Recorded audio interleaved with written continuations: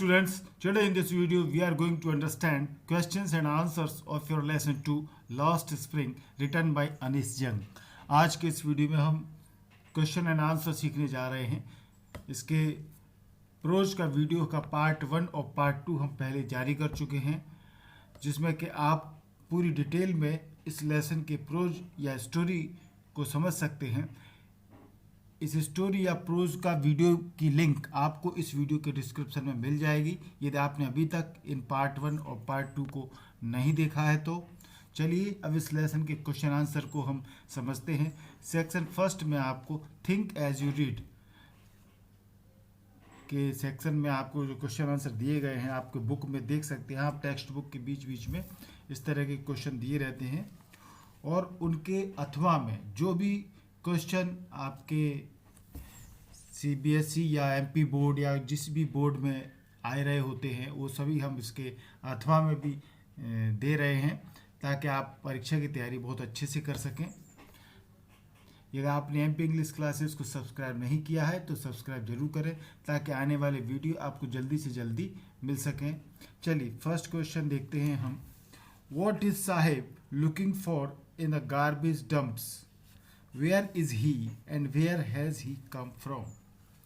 साहिब लड़का है, कचरे के ढेरों में क्या खोज रहा है? प्रश्न ये है कि साहिब गार्बेज डंप्स कचरे के ढेर में क्या खोज रहा है? वेयर इज ही वो कहाँ है अभी? And where has he come from और वो कहाँ से आया है? अथवा में जो भी क्वेश्चन पॉसिबल है वो हम लिख रहे हैं, आपको दे रहे हैं वीडियो में। What did Sahib's mother say about leaving their home in Dhaka and coming to Simapuri? Sahib की माँ ने ढाका में बांग्लादेश में जब वो रहते थे तो उस घर को छोड़ने के बारे में क्या बताया? सीमापुरी आने के बारे में उसकी माँ ने क्या कहा? ये क्वेश्चन बन सकता है। अथवा where does the narrator Anees Jung encounter Saheb every morning? जो नरेटर हैं जिनका नाम है अनीश जंग, उनका रोज़ सुबह साहिब से कहाँ सामना होता है? अथवा what did garbage mean to the children of Seemapuri and to their parents? कचरे का सीमापुरी के बच्चों के लिए क्या अर्थ है या उनके माता पिता के लिए क्या अर्थ है? गार्बेज का अर्थ क्या है? कूड़ा कचरे का मतलब। या फिर what does Sahib look for in the garbage dumps? Sahib जो लड़का है वो कचरे के ढेर में क्या ढूंढता है, क्या देखता है? तो आंसर इन सब का मिलकर के ये बनता है। अच्छे से आप याद करें, इनको राइट डाउन करें। Saheb is rag picker who lives in Seemapuri at the border of Delhi. Saheb एक कचरे इकट्ठा करने वाला है, रैग पिकर है, जो दिल्ली के बॉर्डर पर सीमापुरी में रहता है। His parents came from Dhaka Bangladesh. उसके माता पिता ढाका बांग्लादेश से आए थे। Natural calamities swept away their fields and homes. Natural calamities प्राकृतिक आपदाएं जैसे बाढ़ आ जाती है, तूफान, ये सब जो इनके कारण से उनके जो ढाका में खेत थे, घर थे, वो सब बह गए। That's the reason of leaving their home in Dhaka and coming to Seemapuri. और यही उनके ढाका को छोड़ने का कारण था और सीमापुरी में आने का यही एक कारण था, क्योंकि उनके खेत वगैरह सब बह गए थे, ख़त्म हो गए थे।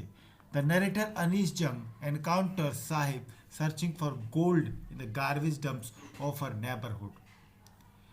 जो नरेटर हैं कहानीकार अनीश जंग, वो साहिब से उनका सामना होता है रोज़ सुबह कचरे के ढेरों में, जो उनके पड़ोस में कचरे का ढेर लगा हुआ है, वहाँ पर साहिब से मुलाकात होती है, जो कि गोल्ड खोज रहा होता है। For the rag pickers of Seemapuri and Sahib garbage is nothing less than gold. क्योंकि सीमापुरी के जो रैग पिकर्स हैं, कचरा इकट्ठे करने वाले, या फिर साहिब जैसे जो और भी लड़के हैं, garbage is nothing less than gold. कचरा उनके लिए सोने से कम नहीं है। It is their daily bread, यह उनकी रोजी रोटी है। Garbage is wrapped in wonder for him. कचरा उनके लिए एक आश्चर्य में लिपटी हुई चीज़ है। आश्चर्य वो देखते हैं, इसमें चमत्कार देखते हैं। क्वेश्चन 2 देखें। What explanation does the author offer for the children not wearing footwear. जो बच्चे बिना जूतों के घूमते हैं, चप्पल जूतों के बिना घूमते हैं, उनके बारे में लेखिका ऑथर जो हैं वो क्या स्पष्टीकरण देती हैं, क्या एक्सप्लेनेशन देती हैं। वियरिंग फुटवियर, जो बच्चे बिना जूतों के घूमते हैं। तो आंसर देखें। Sahib roams the streets with an army of barefoot young rag pickers. Sahib जो लड़का है वो गलियों में घूमता है, रोम माने घूमना, घूमता है, पूरे आर्मी है, एक सेना फौज जैसी है किनकी, बेयरफुट यंग रैग पिकर्स, जो नंगे पांव जवान बच्चे हैं कूड़ा कचरे इकट्ठे करने वाले, उनकी एक पूरी आर्मी है, वो गलियों में साहिब उनके साथ घूमता है। वन एक्सप्लेनेशन इज दैट, अब इसका एक एक्सप्लेनेशन व्याख्या तो ये हो सकती है कि वो बिना जूतों के क्यों घूमते हैं। That it has become a tradition for children to stay near barefoot, कि नंगे पांव करीब करीब घूमना बच्चों के लिए एक ट्रेडिशन, परंपरा बन गई है। But the author doubts it, परंतु लेखक इस बात पर शंका करता है, इस परंपरा पर। शी थिंक्स, वो सोचती है, that it is because of perpetual state of poverty, वो सोचती है कि ये गरीबी की निरंतर चलने वाली अवस्था के कारण है। गरीबी में लोग रहते हैं निरंतर लगातार, इसलिए ऐसा है कि नंगे पांव घूमते हैं। The lake of money is the most valid explanation, पैसे की कमी ही सबसे अच्छा एक्सप्लेनेशन है। Children like Sahebs can't afford shoes, Saheb जैसे जो बच्चे हैं वो शूज जूते खरीदना एफर्ड नहीं कर सकते, वहन नहीं कर सकते, उनके पास पैसे नहीं हैं। थर्ड क्वेश्चन देखें। Is Saheb happy working at the tea stall, why not, explain. क्या साहिब चाय के खोखे में या दुकान जो स्टॉल है उसमें काम करने में खुश है। वाई, क्यों, या वाई नॉट, क्या क्यों नहीं, खुश है तो क्यों, या खुश नहीं है तो क्यों नहीं, एक्सप्लेन करना है।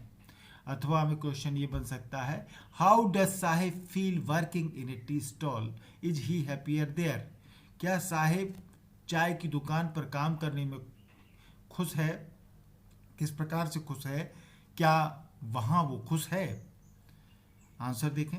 Sahib doesn't seem to be very happy working at the tea stall because he carries a canister which is heavier than the plastic bag he used to carry on his shoulder. Sahib खुश तो नहीं लगता, इस चाय की दुकान पर काम करते हुए साहिब खुश प्रतीत नहीं होता है। Because he carriage A canister, क्योंकि वो अब एक कैनिस्टर लेके जाता है जो कि उस प्लास्टिक बैग से भारी है जिसको वो अपने कंधे पर ले जाया करता था। जब साहिब कचरा उठाता था तो प्लास्टिक बैग इस्तेमाल करता था, अभी टी स्टॉल पर काम करता है तो वो एक कैनिस्टर जो भारी है उसको लिए घूमता है, तो वो खुश नहीं है क्योंकि एक भारी कैनिस्टर उसे एक हल्के प्लास्टिक बैग की अपेक्षा उठाना पड़ता है। He has lost his freedom, और दूसरी बात, he has lost his freedom, उसने अपनी स्वतंत्रता खो दी है।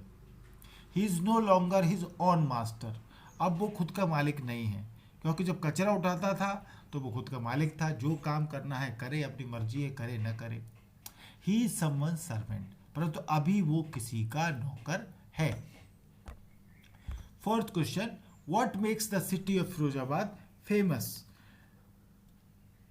फिरोजाबाद का नगर क्यों प्रसिद्ध है। तो आंसर है, the city of Firozabad is famous all over India for beautiful glass bangles. Firozabad का जो शहर है पूरे इंडिया में सुंदर कांच की चूड़ियों के लिए फेमस है, प्रसिद्ध है। फिफ्थ क्वेश्चन देखें। Mention the hazards of working in the glass bangles industry. Hazards यानी खतरा, कांच की चूड़ियां बनाने के काम में खतरों के नाम बताएं। क्या क्या खतरे हैं कांच की चूड़ियां बनाने में, वो ये पूछ रहे हैं। इसके अथवा में जो भी क्वेश्चन इंपोर्टेंट आते रहे हैं वो हम दे रहे हैं आपको, इनको राइट डाउन करें, अच्छे से समझें। अथवा में क्वेश्चन आ सकता है, describe the fate of 20,000 child workers who work in the bangle industry of Firozabad in most hazardous conditions. 20,000 जो बच्चे काम करते हैं बेंगल इंडस्ट्री में, फिरोजाबाद की जो कांच की इंडस्ट्रीज में 20,000 बच्चे लगभग काम करते हैं, जो मोस्ट हैजार्डेड कंडीशंस हैं, बहुत ही खतरनाक जोखिम भरी स्थितियों में काम करती हैं, उसको डिस्क्राइब करें। Mention any 2 hazards of working in the glass bangles industry, या फिर कोई 2 ऐसे खतरे बताएं जो कांच की चूड़ियों के काम में दिखते हैं। अथवा why do the young inhabitants of Firozabad end up losing their eyesight, जवान जो निवासी हैं फिरोजाबाद के, जवान लड़के हैं जो चूड़ियाँ बनाने में लगे हुए हैं, वो जब बड़े होते हैं एंड अंत की तरफ आते हैं, बुढ़ापे की तरफ आते हैं, तो उनकी नज़रें, आई साइट जो है, दृष्टि, आँखों की दृष्टि, वो ख़त्म हो जाती है, कम हो जाती है। क्यों? तो आंसर देखें, the glass industry in Firozabad employees more than 20,000 children. Firozabad की जो ग्लास इंडस्ट्री है वो 20,000 से ज़्यादा बच्चों को काम देती है। Workers in the glass bangles industry have to face many health hazards. Glass bangles industry में जो वर्कर्स काम करते हैं उन्हें बहुत से स्वास्थ्य संबंधी खतरों का सामना करना पड़ता है। They work in dingy cells without air and light. उन्हें छोटी छोटी काल कोठरियों में, छोटी छोटी कोठरियों में, सेल्स में काम करना पड़ता है, जिनमें न तो हवा जाती है न प्रकाश जाता है। They go blind with the dust from polishing the glass of bangles. वे चूड़ियों की पॉलिश की जो धूल होती है उससे अंधे हो जाते हैं। They work in glass furnaces with high temperature. वे कांच की भट्टियाँ जिनमें कि हाई टेम्परेचर होता है, बहुत ऊंचा तापमान होता है, उसमें काम करते हैं। Mostly the bangle makers end up losing their eye sight before they become adults. बहुत से चूड़ी बनाने वाले एडल्ट होने से पहले, वयस्क होने से पहले, बूढ़ा होने से पहले ही अपनी नज़रें गंवा देते हैं, आंखों की दृष्टि उनकी चली जाती है, अंधे हो जाती हैं। तो ये सब हैजार्ड्स हैं, खतरे हैं ग्लास फैक्ट्री में। Next question, how is Mukesh attitude to his situation different from that of his family. अपनी परिस्थिति के बारे में मुकेश का एटीट्यूड, दृष्टिकोण, अपने परिवार के दृष्टिकोण से कैसे भिन्न है।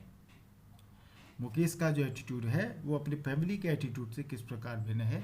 इसको और भी तरीके से पूछा जा सकता है क्वेश्चन को। हु वाज मुकेश, मुकेश कौन था। What was his dream in life, जीवन में उसके क्या सपने थे।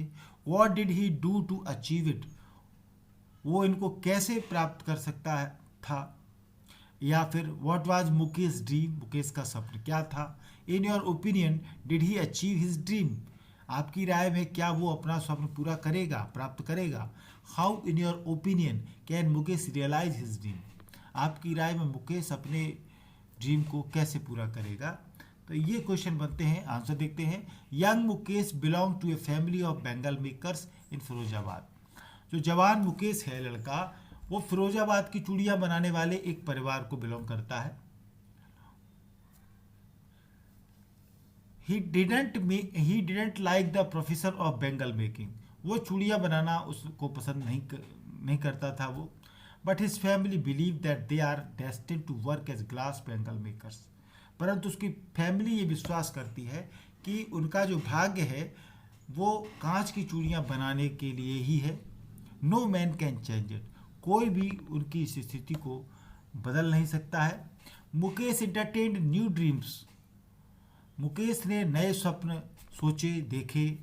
ही wanted to be his own master, वो खुद का मालिक बनना चाहता था। He is determined to be a motor mechanic, उसने मोटर मैकेनिक बनने का दृढ़ निश्चय किया। इफ़ ही वर्क्स हार्ड, अब वो अपने सपने कैसे पूरा कर सकता है। If he works hard in spite of hardship, इन कठिनाइयों के बावजूद यदि वो कठोर मेहनत करता है, he will be able to realise his dream, तो वो अपने स्वप्न को पूरा कर सकता है जो भी उसने महसूस किया है। चलिए सेक्शन 2 के क्वेश्चन आंसर देखते हैं। अंडरस्टैंडिंग द टेक्स्ट ये सेक्शन है, ध्यान रखें। एमपी इंग्लिश क्लासेस को जरूर सब्सक्राइब करें। पहला प्रश्न है, what could be some of the reasons for the migration of people from villages to cities. गांव से नगरों में जो माइग्रेशन होता है, पलायन होता है लोगों का, वो होने के कारण क्या हो सकते हैं? किस कारण से लोग गांव से नगरों में पलायन करते हैं, विलेज से सिटी में आते हैं? ऐसे कौन से कारण हैं? तो आंसर देखें। The reasons for migration of people from villages to cities are, गांव से शहरों में लोगों के आने के कारण, पलायन के कारण हैं। नंबर 1 तो पहला, over population and lack of job opportunities have made the people turn to cities. एक तो जनसंख्या का ज़्यादा होना, अति होना, ओवर पॉपुलेशन होना, और जॉब अपॉर्चुनिटीज, नौकरियों के अवसरों की कमी लोगों को शहरों की तरफ लाती है। दूसरा, द मैकेनाइजेशन ऑफ फार्मिंग, कृषि का मशीनीकरण हो गया है। अब इससे क्या होता है? Hence the landless labourers don't get work at the farm, इससे ऐसे मजदूर किसान, लेबरर्स जिनके पास जमीन नहीं है, लैंडलेस हैं, वो भूमिहीन हैं, उनको काम नहीं मिलता है खेतों में क्योंकि मशीनें काम कर रही हैं। They are compelled to move to cities for working in industries, और इसलिए उन्हें काम करने के लिए, इंडस्ट्रीज में काम करने के लिए शहरों की तरफ वो मूव करते हैं, मजबूर होते हैं आने के लिए।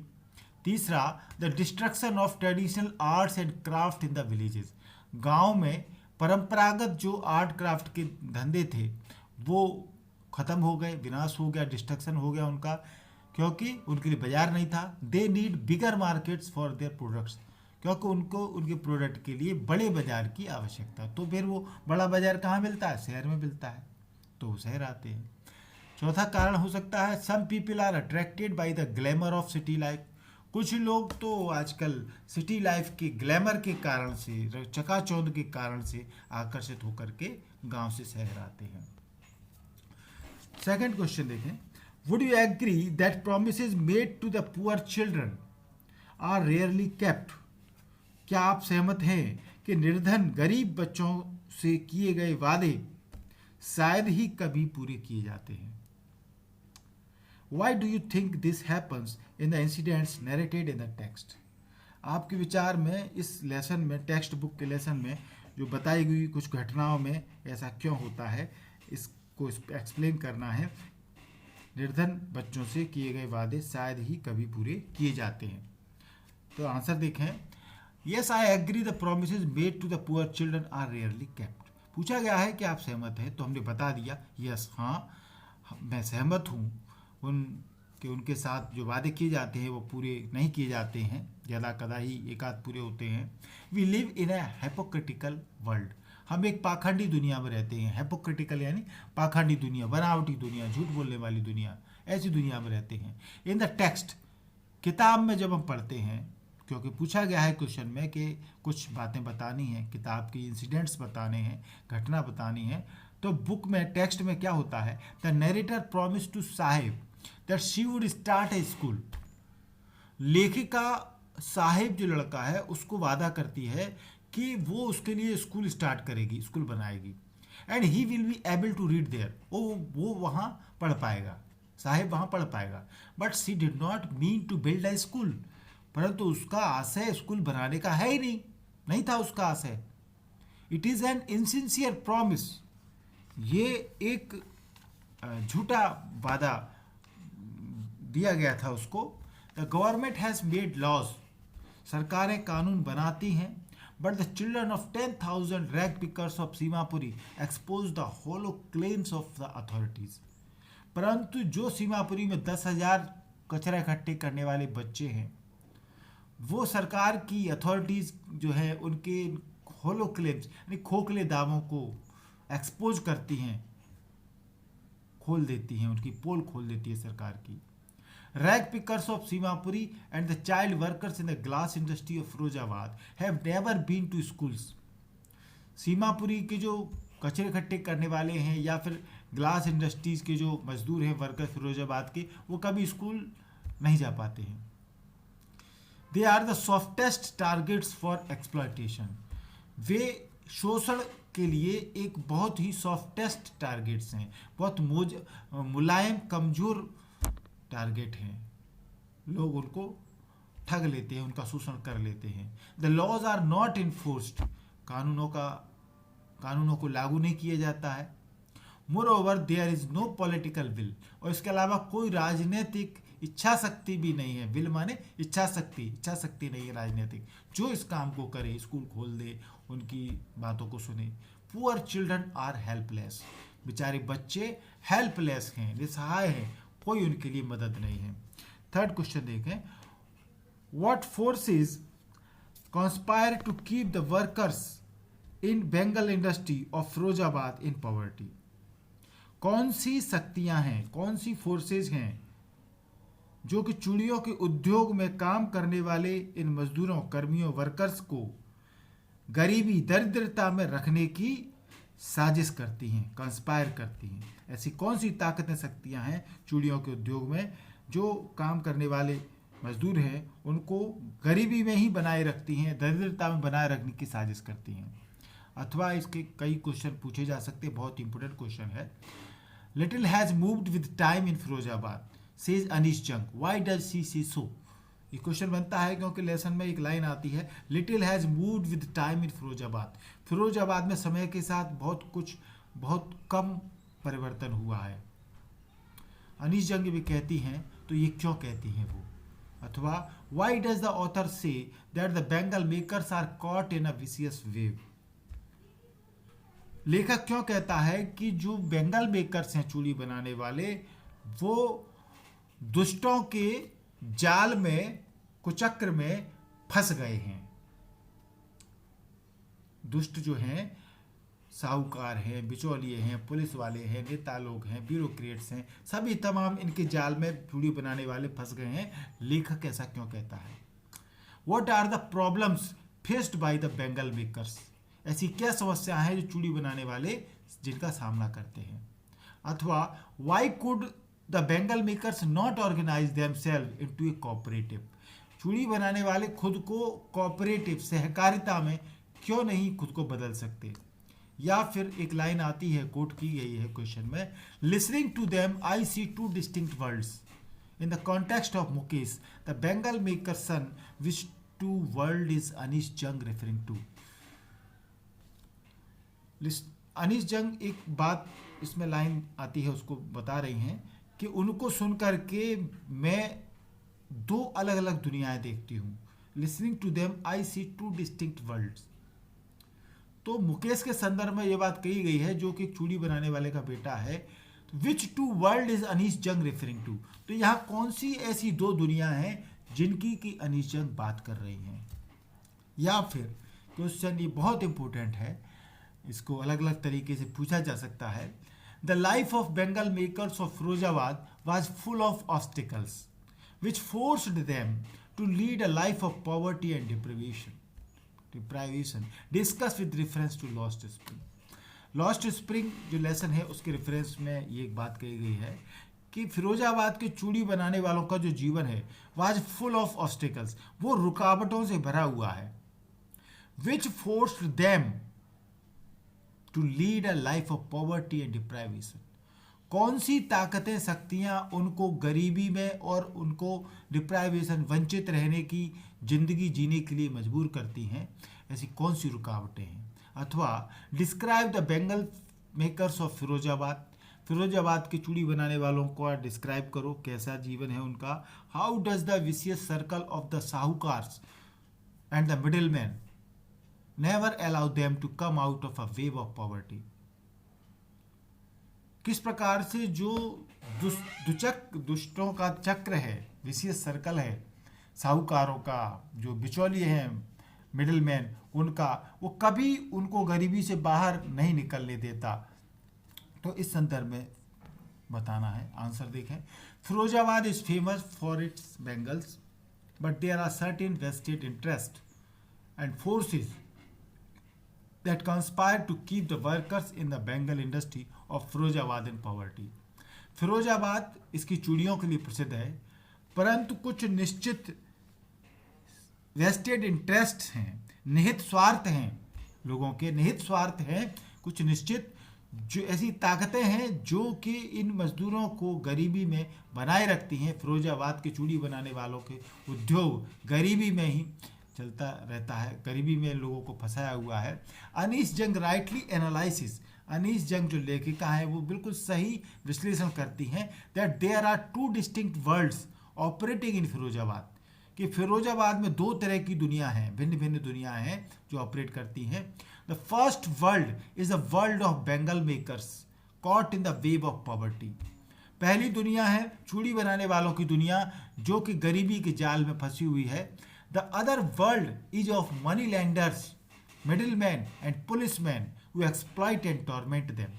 दूसरी दुनिया है ऐसे साहूकारों की, मनी लैंडर्स की, बिचौलियों की, मिडिल मैन की या पुलिस वालों की जो उनको एक्सप्लॉइट करते हैं, उनको शोषित करते हैं और टॉर्मेंट देम या उनको यातना देते हैं, उनको कष्ट देते हैं। तो ये दो तरह की दुनिया है। Together under their eyes 20,000 children work illegally in glass furnaces with high temperatures. इन सबकी निगाहों के नीचे 20,000 बच्चे इलीगली, गैर कानूनी तरीके से कांच की फर्नेसेस उद्योगों में, फैक्ट्री में काम करते हैं बहुत ही हाई टेम्परेचर पर। Even the young fall into the vicious circle of middle man.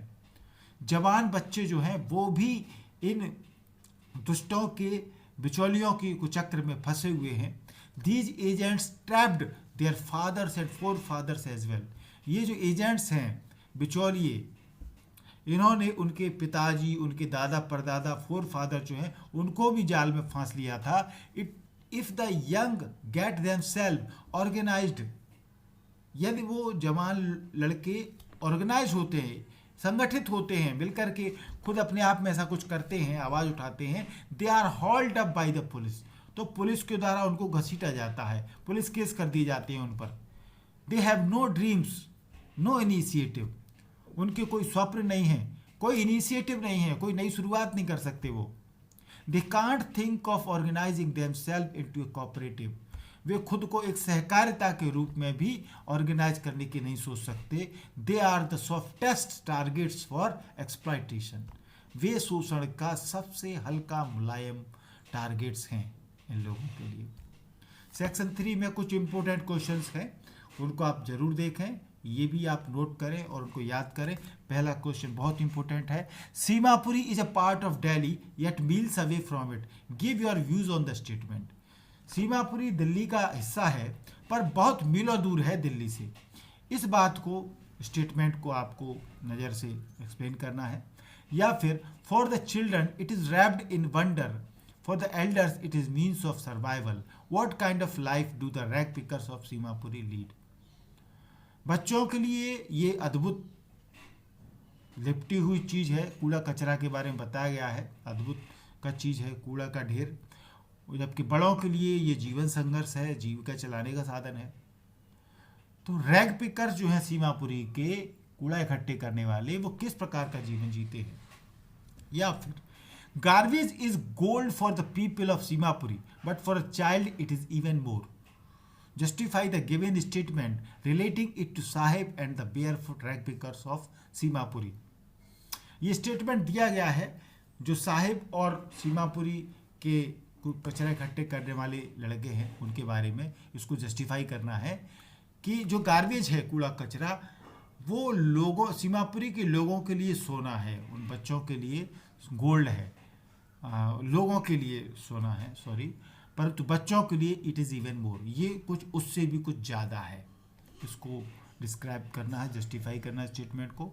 अथवा garbage to them is gold, कूड़ा कचरा उनके लिए सोना है, गोल्ड है। How do the rag pickers of Seemapuri survive, Seemapuri के जो रेड पिकर्स हैं, कूड़ा कचरा इकट्ठे करने वाले, वो कैसे अपना जीवन संघर्ष करते हैं।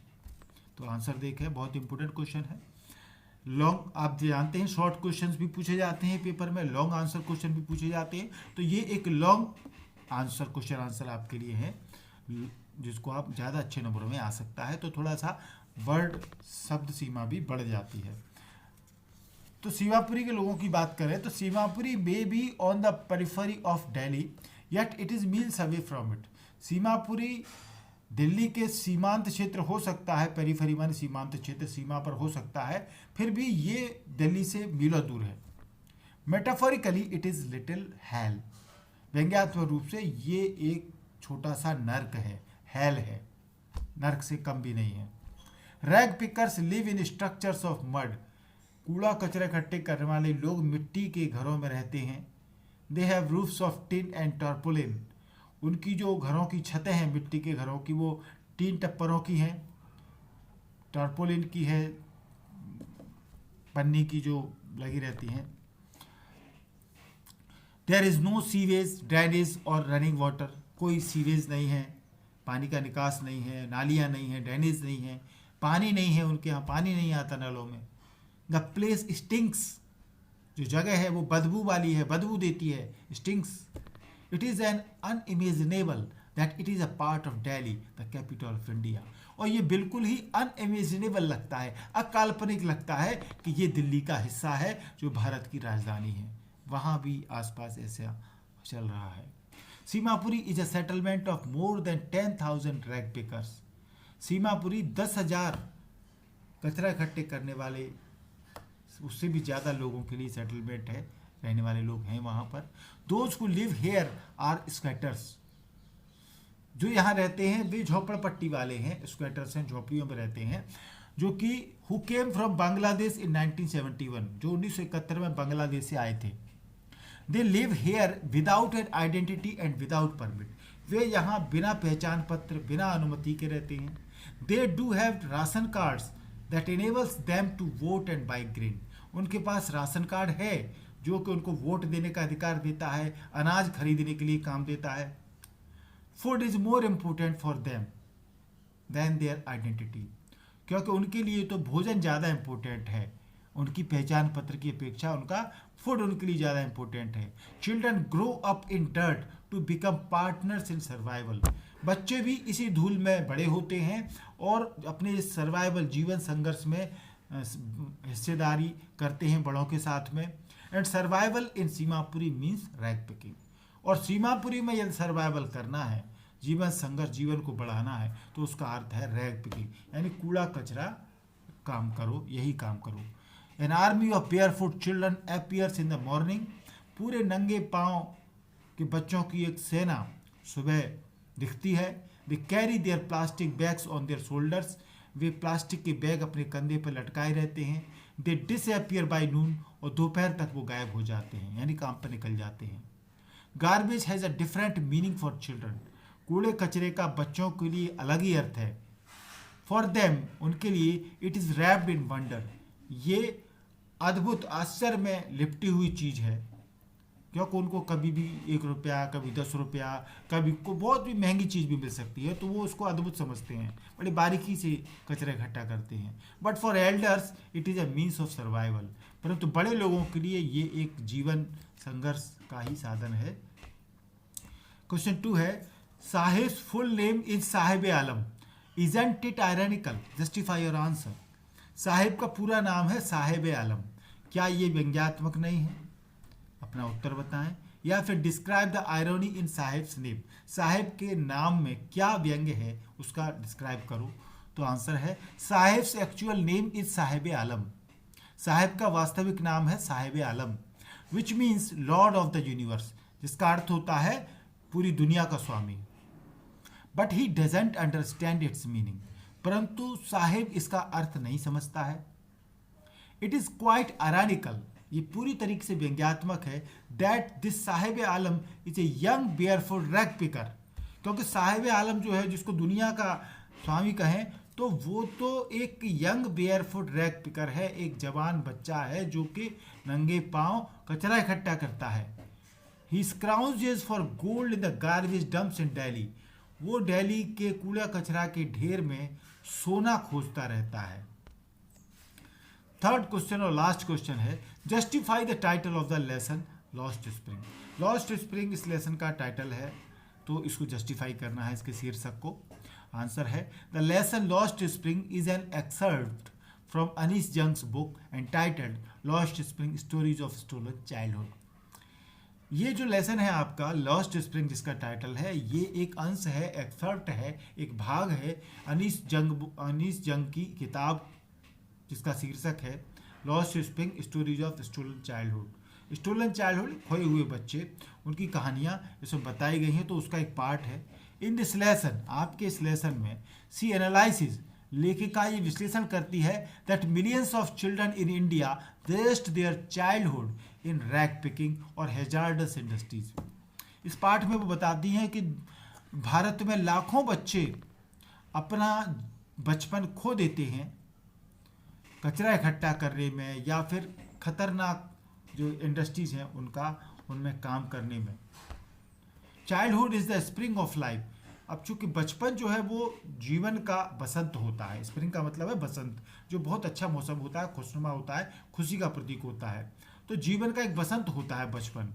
But unfortunate children like Saheb and Mukesh waste this spring. परंतु दुर्भाग्य की बात, दुर्भाग्यशाली ये बच्चे जो साहेब या मुकेश जैसे बच्चे हैं, वो अपना बसंत खो देते हैं आइदर इन द गार्बेज, या तो कूड़ा कचरे इकट्ठे करने में, और इन द ग्लास फर्नेसेस, या फिर ग्लास की फैक्ट्रियों में। Their best part of life is lost to the demands of survival. उनके जीवन का सबसे अच्छा हिस्सा जो है बचपन, वो जीवन संघर्ष की डिमांड्स में पूर्ति करने में, जीवन की मांगों की पूर्ति करने में, भोजन की पूर्ति करने में, इन सब में खो जाता है। Hence the title is quite apt and logical। इसलिए इसका जो टाइटल है, शीर्षक, वो पूरी तरीके से पर्याप्त है, तार्किक है।